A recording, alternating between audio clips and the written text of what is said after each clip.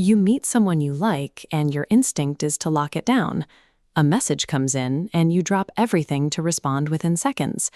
This behavior stems from a simple, intuitive assumption that showing maximum interest is a mathematical path to receiving maximum affection in return. In practice, this hyper-available strategy almost always results in the other person losing interest. The more you lean in, the more they tend to lean back.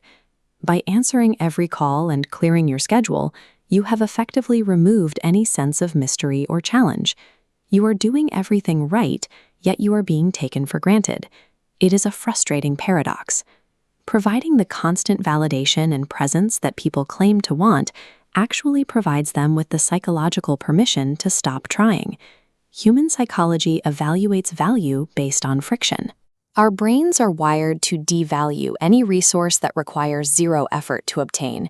If your attention is always available, the brain categorizes it as a low-cost asset. Human connection rarely operates on fairness. It answers to a psychological market of supply and demand, where your worth is tied directly to your rarity.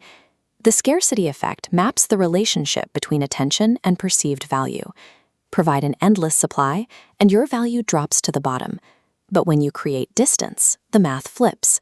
Your sudden rarity forces their brain to recalibrate, causing your perceived value to spike upward. This drop in supply creates an immediate psychological shock. The person who was accustomed to your constant presence suddenly feels the weight of a deficit. Interpersonal value requires the threat of absence to be recognized. Without the friction of scarcity, desire has no reason to ignite. Let's look inside the target's mind the moment your attention stops. They are suddenly confronted with a missing variable in their daily routine. A single, obsessive question begins to dominate their thoughts.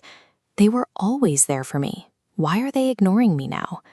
That question creates an open loop, represented by this incomplete circle showing cognitive tension. The brain is programmed to resolve confusion. To close this loop, the target expends massive cognitive energy, constantly checking their phone to solve the mystery of your absence. The ego now faces a dilemma. It is spending hours thinking about you, needing to justify that intense mental effort. To resolve this tension, the brain decides this preoccupation must be deep attraction. By labeling the stress as love, it justifies the wasted energy. Attraction is often the brain's defense mechanism for resolving the anxiety of confusion.